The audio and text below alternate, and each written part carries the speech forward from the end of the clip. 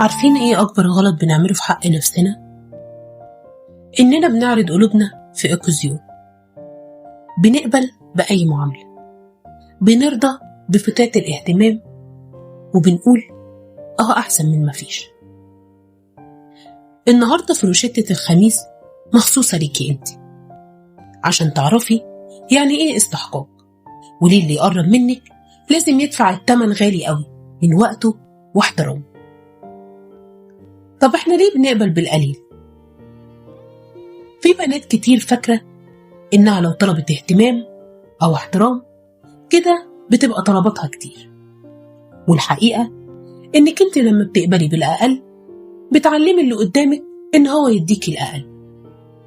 الاستحقاق عمره ما كان غرور. الاستحقاق هو انك انت عارفة قيمتك كويس، انك انت جوهرة ومش اي حد يقدر يقتنيها، وان اللي مش هيقدر قيمتك مكانه مش في حياتك اصلا.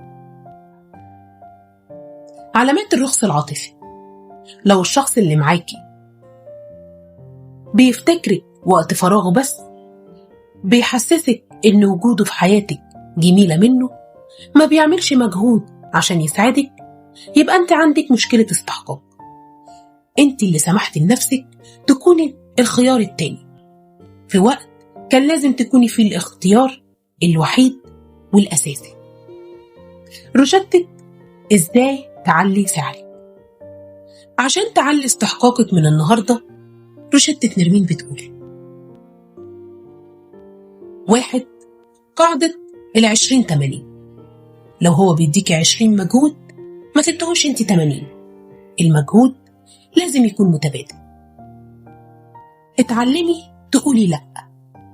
الحاجة اللي ما تريحكيش أو بتقلل منك ارفضيها وبوضوح ومن غير أعذار. استثمري في نفسك. كوني ناجحة، كوني شاطرة، كوني جميلة لنفسك. لما تكوني مكتفية بذاتك، اللي هيدخل حياتك هيعرف إن هو لازم يضيف ليكي، ما ينقص منك. الخميس ده عيشي ملكة. اللي يقدرك يشيلك فوق راسه، واللي يقلل منك الباب يفوت جنبه. قولولي في الكومنتات ايه اكتر صفة فيكي تحسي انها بتخلي استحقاقك عالي، ومين لسه بتتعلم تقول لا. انا نرمين، ودي روشتة النهاردة.